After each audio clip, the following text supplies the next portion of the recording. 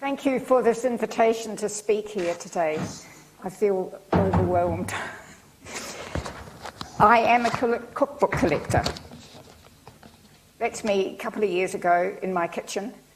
The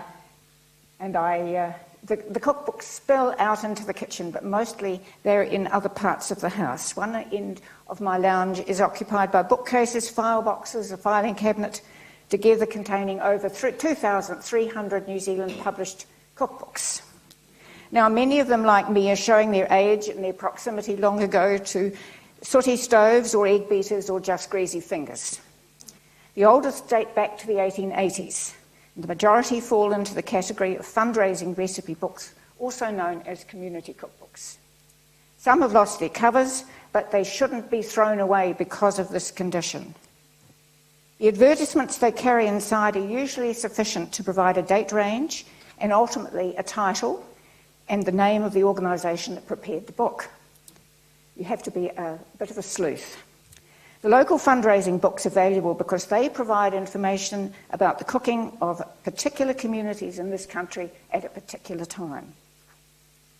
Now, the national multiple edition recipe books, like those from Edmonds, Count Daisy and the Women's Institute, provide a picture of kitchen output in successive decades, including the popular dishes, overseas influences, and access to ingredients.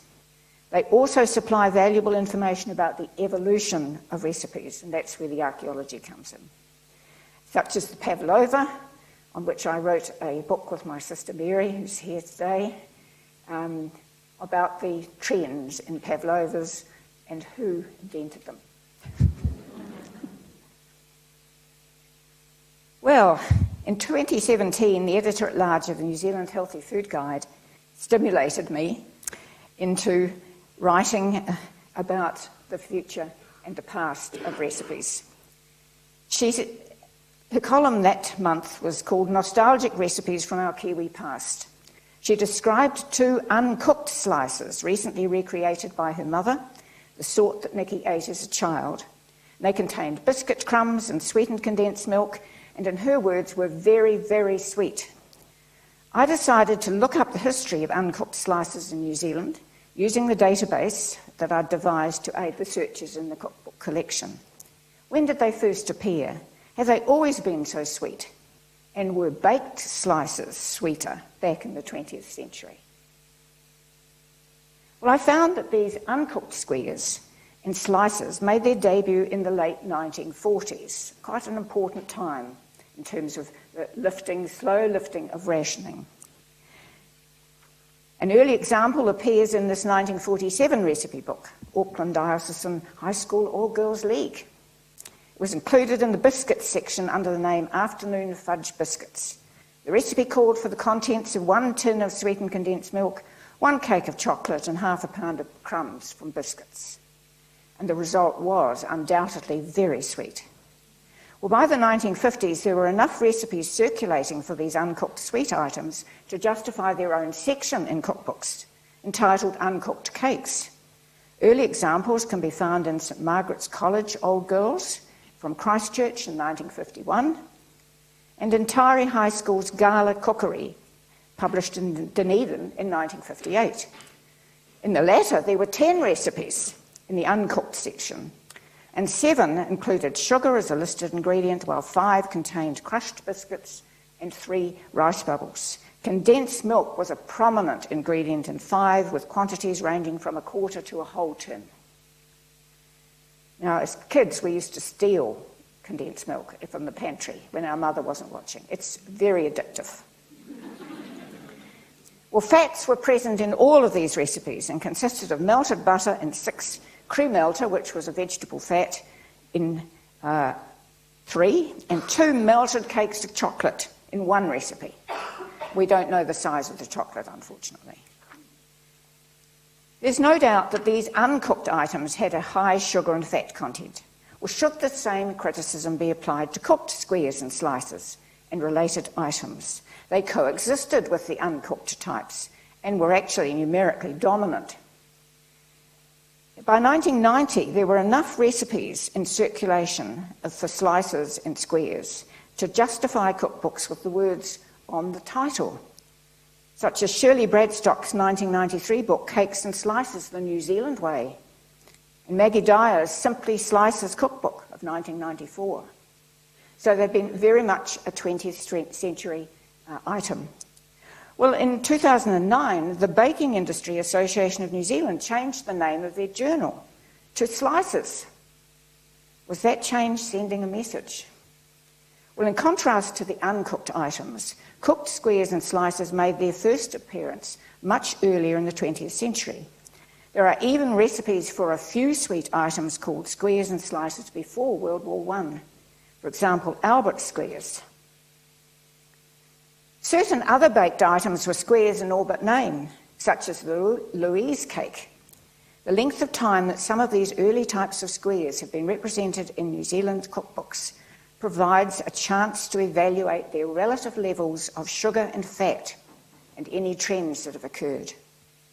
Well, because the Louise cake made its first appearance before World War I and is still found in cookbooks today in cafes, it gives me a large sample of recipes from which I can assess these trends. Well, as one of New Zealand's earliest and most long-lived squares, it deserves more intensive study. Well, I also analysed Chinese chews that have been made in New Zealand since the late 1920s, and ginger crunch, which goes back to the late 1940s. Well, underlying this research is my investigation of one of the most important food-related practices of the 21st century, supersizing. We've all noticed the increasing size of bars of ginger crunch, Louise cakes and muffins in the display cabinets of our local cafes. My friends and family normally cut these into 2 or 3 portions, at least when I'm watching. And at the same time, we blame the bakers, the chefs, the cafe owners, and ultimately the Americans. Didn't the Americans start the giant muffin fashion? Well, it's actually a bit more complicated than that. I turned to one of my favourite resources, the Oxford English Dictionary online. The adjective supersize was first applied to paper well over 100 years ago. The earliest quote relating to food is a century later in 1977 when someone referred to supersized sundaes. Well, by 2000, the health implications were obvious. In one book, the authors wrote, "If you think it's amazing that for just a few pennies you can supersize your meals, just remember that you may also be supersizing your body as well."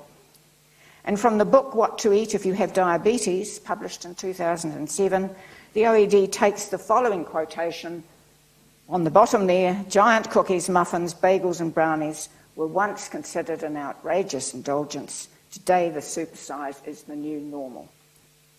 Now, these examples reveal that food supersizing has been underway in America since the 1970s, and we weren't far behind. The work of Drs. Lisa Young and Marion Nessel, starting in 2002, with a paper entitled "The Contribution of Increasing Portion Sizes to the Obesity Epidemic." It's a classic paper in the American Journal of Public Health. Well, they concentrated on food items prepared outside the home, but they did look at 2 editions of a classic American cookbook, The Joy of Cooking. They looked at the 1964 edition and the 1997 edition. The later recipes specified fewer servings from the same recipe, meaning that the portions were expected to be larger. When I read this paper, I realised that the data from my collection of cookbooks would be a perfect place to investigate this process. So I started with what I called the Edmonds comparison. Like most people, I believe that supersizing was comparatively recent.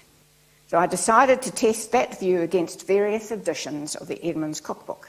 It was updated in 1992, and at that point they adjusted the 1955 edition to round up the measurements for metrics. And so it was a good start, and so it was a very secure start, 1992. Then I compared the 1992 edition, which was the 33rd, with a copy of a book called Edmonds Classics, published in 2005. Because it emphasised favourite recipes from the past, I expected to find the old recipes converted to metrics, but otherwise unchanged. Wouldn't you? But I was wrong. the editor had made significant changes. Some of the changes represented supersizing. I found simple supersizing in 6 baking recipes. Afghans going down from 30 to 20, almond biscuits 36 to 25, and so on. They're all the same amount of ingredients, but the instruction at the end to how many slices or pieces to cut show supersizing. Well, it was simple supersizing, no change in ingredients or quantities, just a decrease in the number of portions and therefore an increase in their size, mostly in the horizontal dimension. Well, these 6 recipes were all for baked items, spread out on an oven tray. But what about the squares and slices you bake in a tin of specified size, usually 20 by 30 centimetres? If you multiply the quantities by from 1.5 to 3, while still using the same tin, where will the extra volume go? Upwards, of course. Typically, the old recipe was cut into 24 squares, each 5 by 5. And these same squares may now end up twice as thick as in the original recipe. You could call it vertical supersizing, but it may also involve something else, which I've called enrichment. So what is enrichment? It applies to the quantities and proportions of the ingredients rather than the portion sizes. It means that the later version of a recipe has gained additional kilocalories as a whole before being cut into portions. It can occur when one ingredient is substituted for another, like cream for milk. Often occurs when the quantity and proportion of a high-energy ingredient is increased in baked goods, as we will see in the case of the butter in Chinese chew and the sugar in ginger crunch. Now, the most blatant example of enrichment in the Edmonds classic book was ginger crunch, a 2-layer bar. Let's look at its first recipe, the original 1993 recipe, especially the bit for the icing. You'll note the small amount of butter, 50 grams, and icing sugar, half a cup. Now, in the Edmonds Classics book, just 12 years later, no change was made to the base layer. However, the quantities in the topping were multiplied by 1.5, or as the writer put it, for a more generous topping, doubled again. So while the original icing had the 50 grams of butter and half a cup of icing sugar, the generous topping had 150 grams of butter and 1.5 cups of icing sugar. The result you can see in many cafes, with its thick layer of sweet icing overwhelming the original crunchy base. Ginger crunch has been both enriched and then usually supersized. I was surprised and disappointed that a food writer should supersize and enrich recipes while claiming that the book contained classic recipes. Fortunately, editing and updating of baking recipes in other Edmonds publications recently has been more restrained. Alexa Johnson's 69th edition of the Edmonds Cookbook from 2016 has reinstated some of the restrained old ingredient levels. Now, after this disturbing comparison of 2 Edmonds cooking books only 13 years apart, I decided to increase the number of cookbooks subject to comparison and concentrate on 3 recipes with long histories: Louise cakes, Chinese chew, and ginger crunch.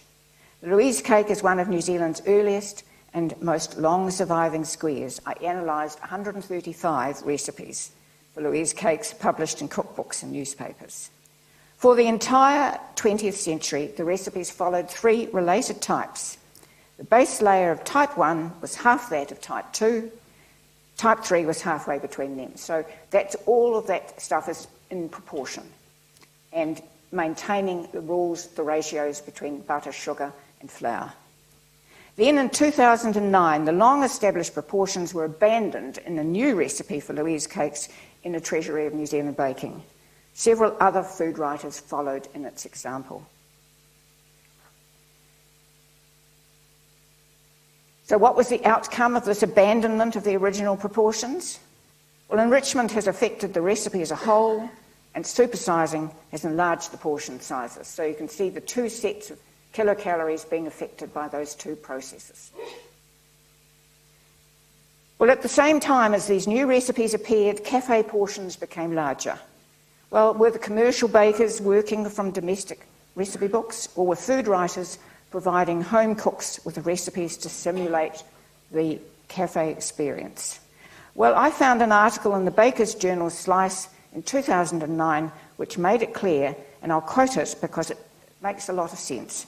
You shouldn't be afraid to lift your prices towards the top ones listed here, especially if you raise quality and perhaps sizes at the same time. You can probably raise your margins that way, or at this stage at least maintain them, better than by skimping on quality or service. So their motive is unquestionably an economic motive. It's not a dreaded plan to make us all extra large. But whether or not it has that effect is another matter. Now I'll turn on to Chinese chews. I don't think they've ever been published under that name. It's not exactly politically correct. Well, I traced the evolution of this domestic recipe from the United States in 1917 to New Zealand in 1928, Australia in 1931, and then within New Zealand until the present day. I recorded and analysed 181 recipes. Not all were called Chinese chews. You can see some of their numerous New Zealand names and the so-called Oriental United States names. Now, about the 1970s in New Zealand, a lot of the books stopped using the word Chinese because we'd appointed the first race relations conciliator, and I think that's not a coincidence. So they go back to being date bars and various other things. Well, in America, I found a recipe with the same ingredients and method published under the name date bars in 1915. Was there any particular reason for the adoption of the name Chinese chew then, if it already had a name? Well, it turns out that that was the year that Chu Chin Chow opened on Broadway, 1917. And there's the original recipe from America, the year of the opening of the opera. So I don't think you could have to worry too much about source there, but there's something interesting about this recipe. None of them, and I looked at probably about 16 from there and between there and 1950s, none of them contained butter or other fat. Now, with a substantially larger database of New Zealand recipes, 110, it proved possible to identify types and subtypes.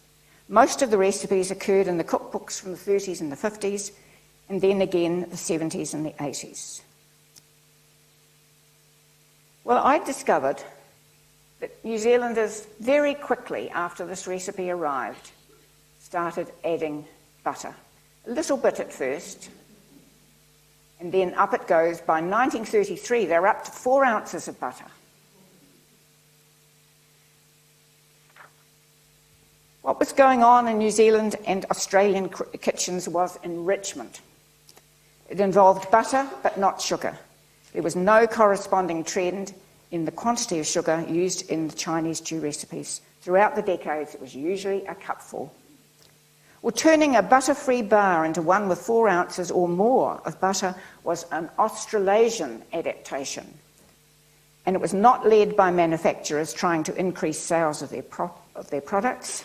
It was a trend that emerged in the home kitchens in both Australia and New Zealand. So blame must lie in our homes, with our mothers and grandmothers. What was the nutritional cost of this enrichment? Well, by adding 4 ounces of butter to the original American recipe, the kilocalorie content of a typical portion changed from 123 to 193. Now, the last one is Ginger Crunch. It first appeared about 1947. It was circulating in Canterbury by 1948. I don't honestly know its source. I suspect it might be a magazine, which I've yet to find. Then it was picked up by the homecraft teachers and incorporated in their cooking manuals. I learned to make it at Dunedin's Macandrew Intermediate in 1957. We fell in love with its gingery sweetness, which was a reaction to the restraints of the 1970s, and dissemination in cookery classes made Ginger Crunch a national favourite. Over the next half century, there's some small increases in the quantities of butter and icing sugar in the icing, but but the cooking container remained the same size. So it's a difference between the icing and the base, a different approach. We tend to enlarge on the icing rather than fiddle with the base too much. Inevitably, this thicker and thicker icing affected the crunchiness of the base. So the bars of ginger crunch we buy in cafes today no longer deserve that name. They are not crunchy. Now, I'll just show you what the original ones look like. On either side of that blue arrow, you can see old-fashioned ginger crunch with the brown icing, a very thin layer of brown icing on the top. Let's go back to that. Why do we need the mountain of icing? Well, as far as kilocalories are concerned, both supersizing and enrichment can add to the burden of weight gain. Campaigns against obesity have concentrated on supersizing, recommending that we cut the commercial portions into halves or quarters. But if you buy yourself, the section remaining on your plate is tantalising. It's not fair to do that to yourself. We need to take action further back in the production line, and as a result of my analyses of historical records, I'm now convinced that we must recognise enrichment as a different phenomenon from supersizing and tackle it directly. It's spread out over many, many years and it comes in bursts, but it's not just all recently. And if that means returning to the leaner recipes of the 20th century, then my cookbook collection will have earned its place. But how many of today's cooks keep their old cookbooks? Don't throw them out, please. Thank you.